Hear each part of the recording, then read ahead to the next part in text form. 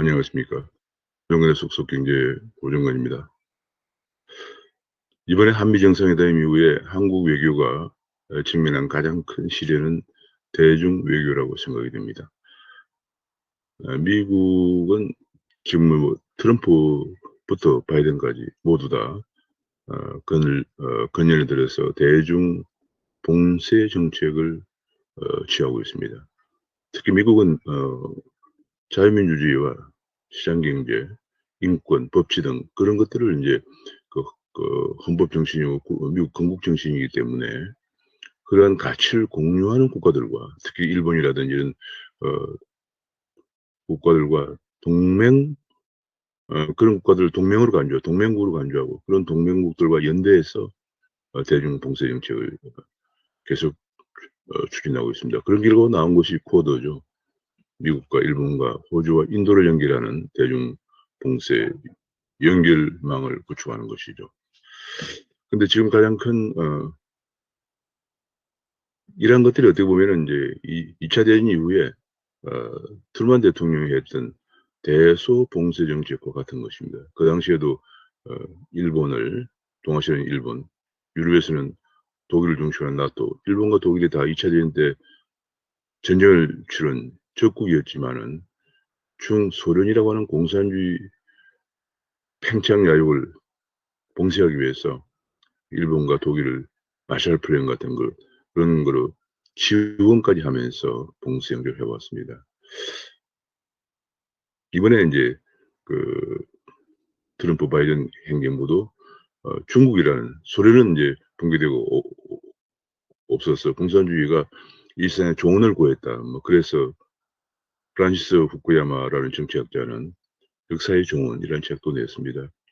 이제 역사에서 자본주의와 공산주의의 논쟁은 끝나고 자본주의 승리로 끝났다. 이런 것이 역사의 종언인데 그러나 중국이 부상하면서 더구나 시진핑 체제가 부상하면서 중국식 공산주의의 그 팽창 야욕이 지금 날로 굉장히 커지고 있는 그런 속에서 미국은 이건 안 되겠다. 그래서 냉전 2.0으로 규정을 하고 냉전 2.0 시대에 중국 봉쇄를 가치를 공유하는 동맹국들과 함께 이제 그 봉쇄 전략을 가져가는 그런 방향으로 추진하고 있습니다. 그렇기 때문에 대한민국이 자유민주주의와 인권과 법치를 추구하는 국가인 이상 미국과 동맹을 같이 하는 것은 불가피하고 또 바람직한 일입니다. 그러나 현실적으로 이제 중국이 성장하는 과정에서 한국 경제의 대중 의존도가 너무 높기 때문에 지금 이것을 그야말로 칼로 무 자르듯이 간단하게 처리할 수 있는 그런 상황이 아니라는 것이 우리의 굉장히 어려운 점입니다.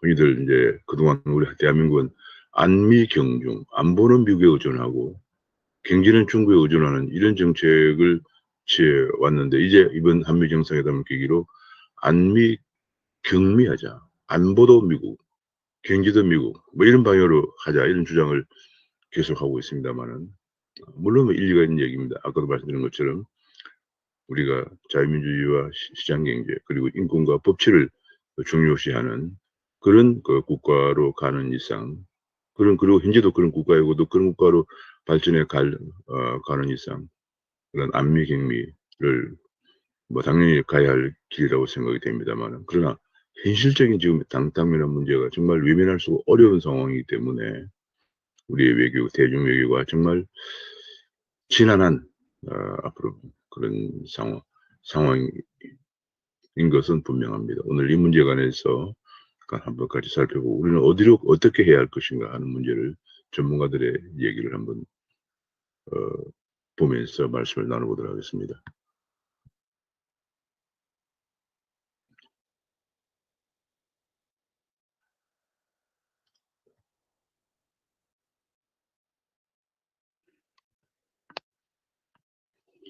한미 정상회담 후 진실 직면한 대중정책, 국익 우선의 원칙 외교가 필요하다. 이런 정도로 태도를 잡았습니다. 구독과 알림 설정을 눌러주시면 감사하겠습니다. 이번에 한미 정상회담에서 공동성명과 공동기자회견에서 영내 협력 문제는 그저 다자관 다자주의에 입각한다. 뭐 그런 정도로 언급이 되고 있는 상황입니다. 그래서 아마 전문가는 도넛 동맹이다. 중간에 동그랗게 도넛이 중간에 동그랗게 구멍이 나 있잖아요. 그런 도넛 동맹이다. 그런 얘기까지 하고 있습니다. 사실은 그 영내의 협력이 중요하지만 현재 미국의 한미 관계를 볼 때 우리가 간단하게 중국을 쳐내고 미국 쪽에 안미 격리까지 가기에는 상당히 어려운 그런 면이 있다는 것이 우리의 정말 직면하고 있는 현실입니다. 앞으로 동맹 내에서 일본과의 역할도 분담하고 중장기 국익을 추구해야 된다. 이제 인도 태평양 전략이라는 건 미국의 동아시아 전략이죠. 인도 패시픽 스트레이티지라고 하는 보고서가 2, 3년 전에 미국에서 발간을 했습니다.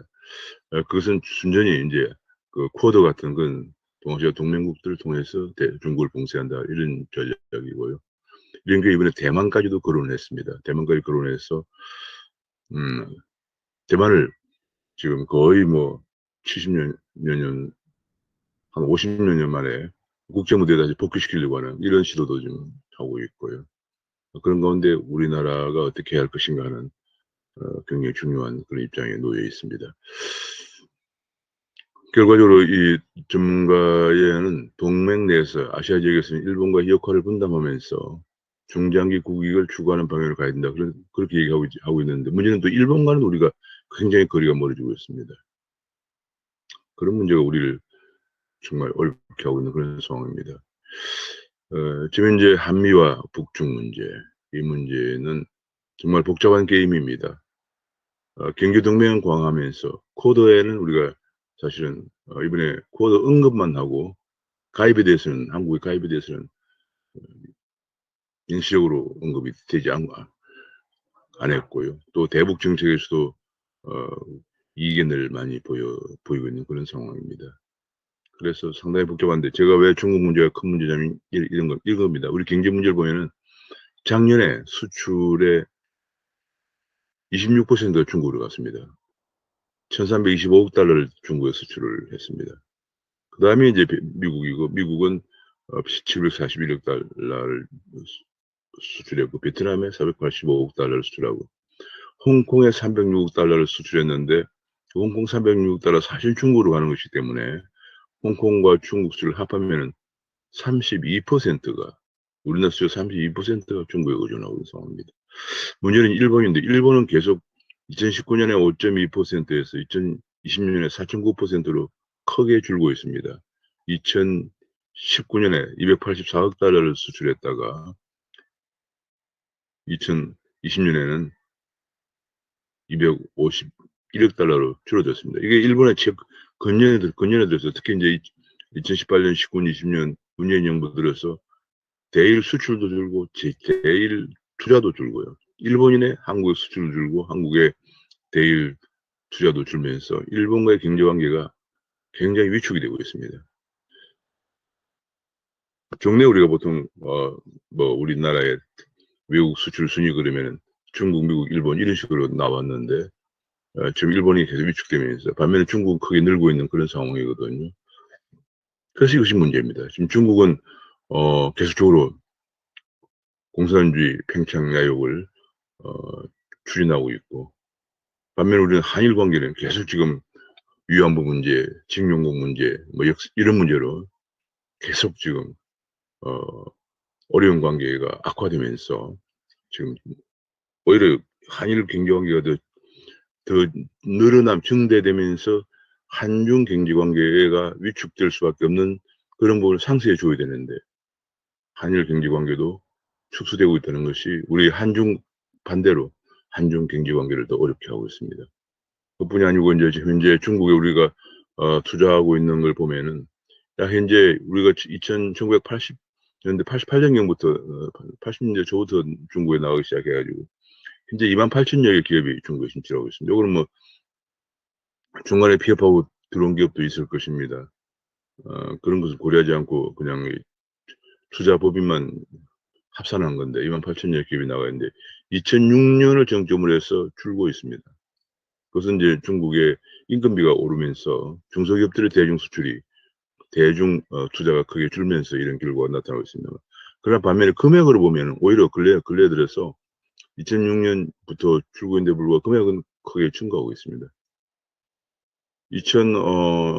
지금 19년 하더라도 58억 달러를 중국에 투자했고요. 코로나 때문에 좀 줄어들었지만 역시 42억 달러를 중국에 2020년도에도 42억 달러를 수출했습니다. 투자했습니다.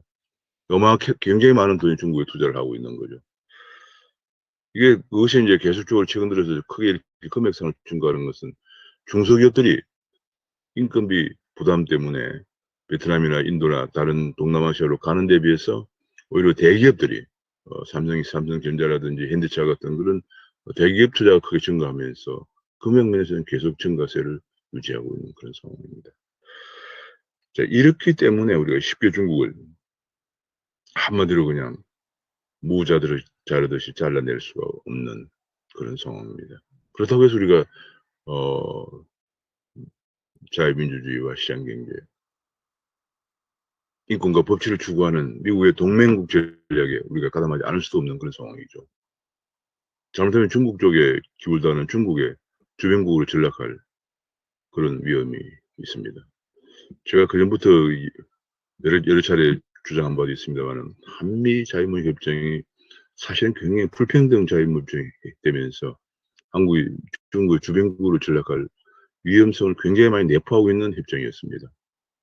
중국은 인건비 면에서 경쟁력이 있었고 우리는 기술 면에서 경쟁력이 있었는데 인건비에 경쟁이 있는 중국의 중저가 제품은 한국에 자유롭게 들어오도록 일방적으로 허용을 한 데 비해서 우리가 경쟁력을 갖고 있는 고기술 제품은 몇 년간 자유로운 중국 수출을 제한해 왔습니다. 그렇기 때문에 중국으로 하여금 오히려 기술을 높일 수 있는 시간을 벌어준 결과만 가져오면서 우리나라의 중국의 중저가 제품들이 물밀듯이 들어오면서 우리나라 중저가 제품을 생산하는 많은 기업들이 어려움에 직면하거나 부도가 나는 사태를 가져왔습니다. 이것은 우리 한중 자유무역협정을 너무 조급하게 서두른 과정에서 이런 결과가 초래되었어. 저는 이런 문제는 다시 그 중국의 협정을 통해서 개선해 나가야 되는데 지금 우리나라는 중국에 대해 전혀 그런 얘기를 하지 못하고 있는 안타까운 그런 상황 속에서 계속 중국의 경제 의존도가 높아지고 있는 그런 상황입니다. 자, 그런 가운데서 지금 이번에 한미 정상회담에서 대만 문제를 대만 해협 문제까지 언급이 나와서 중국의 봉쇄 전략을 확실하게 드러냈습니다. 그래서 당연히 중국이 반발을 하죠. 중국이 불장난 하지 마라 이런 얘기를 반발을 하자. 우리 정영 외교장관은 한국과 대만 관계의 특수성을 잘 알고 있고 원칙적 내용만 포함한 것이라고 수습에 나섰습니다. 그러자 중국도 양국 경제협력에 큰 변화는 없을 것이다라고 얘기를 했습니다. 정말 이런 영리한 외교가 필요하지만은 이렇게 되면 잘못하면은 미국으로서 신뢰를 잃고 또 중국으로서도 또 신뢰를 잃을 수 있는 정말 외교 외톨이가 될 수도 있다. 그런 얘기가 지적이 되고 있습니다. 국가 이익을 위한 선택에 대해서는 원칙을 지켜야 되는데 원칙 대신 모호한 메시지로 넘어가려고 하는 것이 그렇게 오래 갈 수는 없는 문제다. 그런 얘기입니다. 그러면서 조선일보는 우리 국익의 중요한 한미 합의를 왜 중국에 변명을 해야 되나 그런 얘기를 하고 있습니다. 외교장관이 중국의 대만 해협에 대해서 언급에 대해서 공동성명에 언급한 것에 대해서 말과 행동을 각별히 조심하라고 한 데 대해서 정의용 외교장관이 매우 원론적이고 원칙적인 내용이다라고 해명을 했습니다. 해명하자. 또 일부 또 외교 차관은 일반적인 문장에 불과하다 이런 얘기까지 하고요. 또 한미가 배터리 반도체, 5G 등에서 협력한 것에 대해서도 산자부 장관은 특정국 배제가 아니다. 이런 얘기를 계속 지금 외교부 산자부 계속 좀 늘어놓고 있는 그런 상황입니다. 한미 동맹을 복원하자는 약속을 해놓고 중국이 화를 내자 당당하지 못하게 둘러대는 그런 모습을 보이고 있다. 그런 얘기입니다. 미사일 사거리 족쇄도 완전히 풀렸는데 이건 당연히 북중을 겨냥해서 한 것이죠. 근데 뭐 오히려 중국이 불편해할 수 있다. 이런 또 친정권 방송의 얘기가 나오기도 합니다. 당연히 중국이나 북한은 엄청난 미사일을 갖고 있기 때문에 그동안 우리가 미사일 족쇄 때문에 개발하지 못했던 걸 대응 차원에서 당연히 개발해야 되는데 이것도 우리가 뭐 변명을 늘어놓거나 혹은 중국이나 북한이 불편해할 것이라든지 그런 것을 우리가 먼저 생각한다면 안 된다는 얘기죠.